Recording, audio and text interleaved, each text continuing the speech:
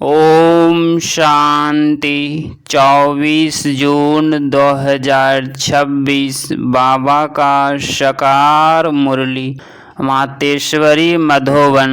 ओम शांति। इस कर्म क्षेत्र पर कर्म अनादि चीज है। तुम्हें कर्म छोड़ना नहीं है, लेकिन कर्मयोगी बनना है। जगदम्बा माँ के स्मृति दिवस पर सुनाने के लिए उनके द्वारा उच्चारे हुए मधुर महावाक्य। यह सृष्टि कर्म का खेत है, जहाँ हर एक मनुष्य आत्मा अपना अपना पार्ट प्ले कर रही है। इसमें परमात्मा का भी पार्ट है, लेकिन वह आत्माओं के सदृश जन्म मरण में नहीं आते हैं। आत्माओं के सदृश उनके कर्म का खाता उल्टा नहीं बनता है। वह कहते हैं, मैं तो सिर्फ तुम आत्माओं को रिवरेट करने आता हूँ, इसीलिए मुझे रिवरेटर बंधन से छुड़ाने वाला गति सतगति दाता कहते हैं। आत्मा पर माया का जो बंधन चढ़ा है उसे उतार कर प्योरल बनाते हैं और कहते हैं कि मेरा काम है आत्माओं को सर्व बंधनों से छुड़ा करके आपस में जाना।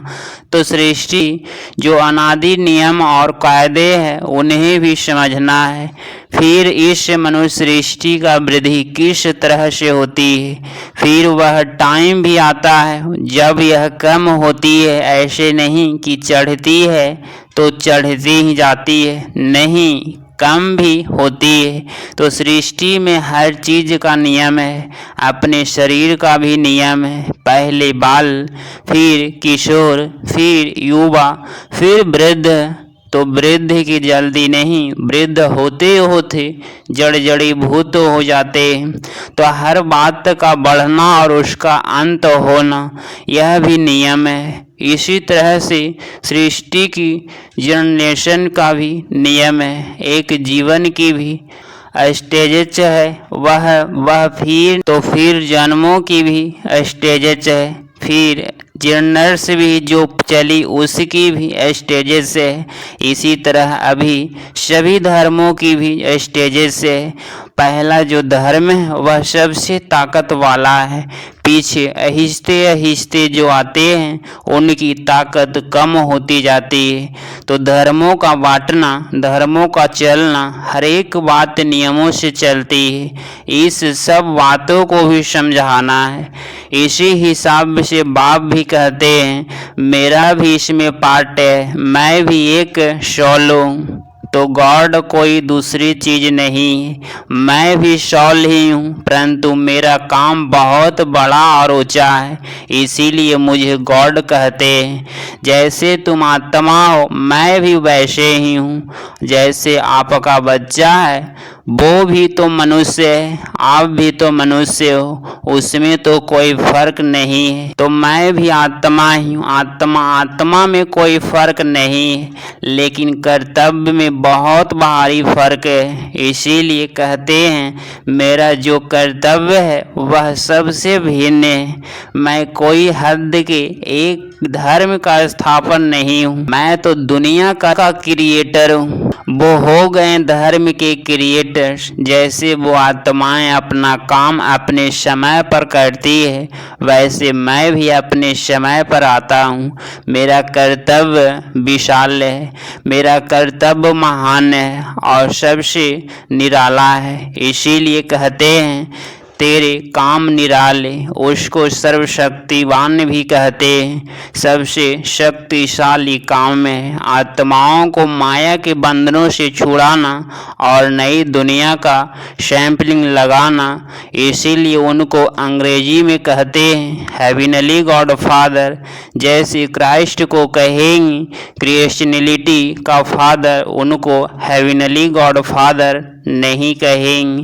हेवन का स्थापना परमात्मा है, तो हेवन वर्ल्ड हो गई है ना। हेविन कोई एक धर्म नहीं है, तो वह वर्ल्ड का स्थापक हो गया और उस वर्ल्ड में एक धर्म, एक राज्य होगा। तत्व आदि सब चेंज हो जाएंगे, इसीलिए उनको कहते हैं हेविनली गॉड फादर। दूसरा, गॉड इज ट्रूथ कहते हैं, तो ट्रूथ क्या चीज़ है, किसमें ट्रूथ, यह भी समझने की बात है। कई समझते हैं कि जो सच बोलते हैं वही गॉड है।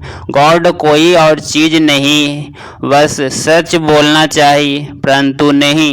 गॉड इज ट्रूथ का मतलब ही है गॉड ने ही आ करके सभी बातों की सच्चाई बताई है। गॉड इज ट्रूथ माना गॉड ही ट्रूथ बतलाता है, उसमें ही सच्चाई है, तब तो उनको नॉलेजफुल कहते हैं। Ocean of knowledge, ocean of bliss, God knows, ईश्वर जानता है तो जरूर विशेष कुछ जानने की बातें है ना, तो वह कौन सी जानकारी है, यह नहीं कि इसने चोरी की।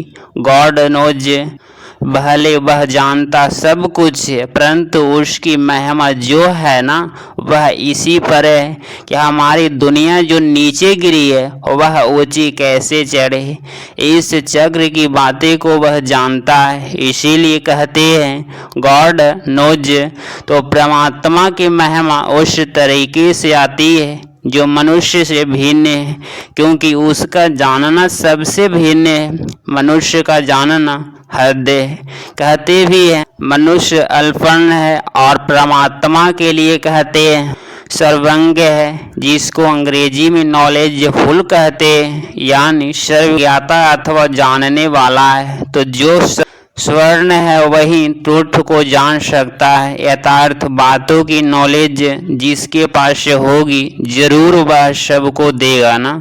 अगर खुद जाने दूसरों को न दे तो उससे हमें क्या फ़ायदा। जानने दो, परंतु नहीं उसकी जानकारी से हमें कोई फ़ायदा मिला है तब तो हम उसकी क्वालिटिफिकेशन गाते हैं, उनके पीछे पड़ते हैं। कभी कुछ भी होता है तो कहते हैं हे भगवान अब तू यह कर, खैर कर, रहम कर, मेरा दुख दूर कर। तो हम उससे मांगते हैं ना, उससे कुछ संबंध है ना, इसीलिए उस तरीके से याद करते जैसे उसने हमारे पर कोई एहसास किया है। अगर कभी किया भी नहीं होता तो हम क्यों उसके लिए माथा कुटी करते। जब कोई मुसीबत के समय मदद करता है तो दिल में आता है कि इतने बड़े मुसीबत के समय मुझे हेल्प की थी, समय पर मेरी रक्षा की थी,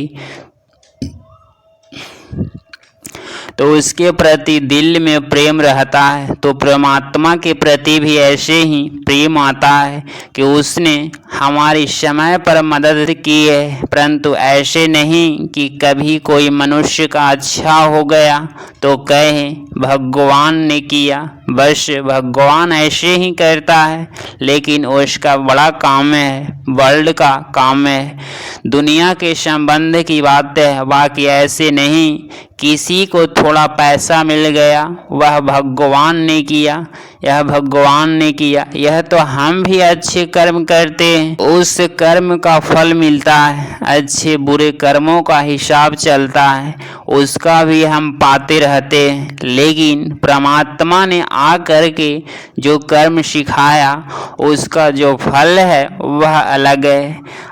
अल्पकाल का सुख तो बुद्धि में आधार पर भी मिलता है, परंतु उससे जो नॉलेज दी उससे हम सदा सुख पाते हैं। तो परमात्मा का काम भिन्न हो गया है ना, इसीलिए कहते हैं कि मैं ही आ करके धर्म कर्म की जो यथार्थ नॉलेज है वो सिखाता हूँ, जिसको कहा जाता है कर्मयोगी श्रेष्ठ है। इसमें कर्म को घर गृहस्थ को छोड़ने की बात नहीं है, सिर्फ तुम अपने कर्मों को पवित्र कैसे बनाओ उसकी नॉलेज मैं बदलता हूँ। तो कर्म को पवित्र बनाना है, कर्म छोड़ना नहीं है। कर्म तो अनादि चीज है, यह कर्म क्षेत्र भी अनादि है। मनुष्य है तो कर्म भी है, परंतु उस कर्म कर्म को तुम श्रेष्ठ कैसे बनाओ आ करके सिखाता हूँ, जिससे फिर तुम्हारे कर्म का खाता अकर्म रहता है। अकर्म का मतलब है कोई बुरा खाता नहीं बनता। बाप कहते हैं मैं इस छोटे से संगम युग में तुम्हारे देश से इस ऑपरेशन दुनिया में तुम्हारे लिए ही आया हूँ, तो कम से कम जितना टाइम है उतना टाइम में कुछ हमारा ख्याल करो। बाबा के बने हो तो कम से कम इतना टाइम तो शुद्ध रहो, फिर तो तुम्हारी ऐसी प्रलब्ध बन जाएगी जो तुम्हें उस दुनिया में मेहनत नहीं करनी पड़ेगी। अभी थोड़े मेहनत की बातें है, अभी तुम कैसे भी करके मर मिट करके भी पवित्र रहने की प्रतिज्ञा करो, अपनी दृढ़ता रखो, अपनी धारणाओं में रहने का पूरा प्रयत्न करो। बाप तुम्हें साफ साफ बतलाते हैं तुम सिर्फ इतने थोड़े टाइम के लिए यह मेहनत करो। मैं तुम्हें और कोई मेहनत नहीं कराता हूँ, तुम्हें जितना मिलता है उसकी भेंट में कोई मेहनत ही नहीं है। ऐसे नहीं सिर्फ कहते रहो कि मैं यह करूँगा वह करूँगा, दुनिया क्या कहेगी यह क्या कहेंगी। अरे दुनिया क्या कहेगी छोड़ दो इसे, अभी यह दुनिया ही जाने वाली है। अब तो मौत सामने खड़ा है, तुम इतना लंबा चौड़ा जो बनाकर बैठे हो यह सब वेस्टेज कर रहे हो।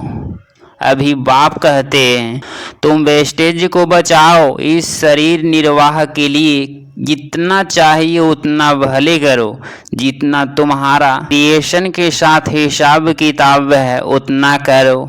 मैं कहाँ संभालूंगा, इसे तुमको ही संभालना है। जो ज़रूरी है वह तो तुमको फ्री करता हूँ, लेकिन अभी यह जो एक्स्ट्रा रच रहे हो उसके लिए मना करता हूँ, क्योंकि अभी वह तो गिरना ही है। क्यों अपना फालतू समय गवा रहे हो, इस फालतू के झंझटों से ही तुम दुखी हुए हो।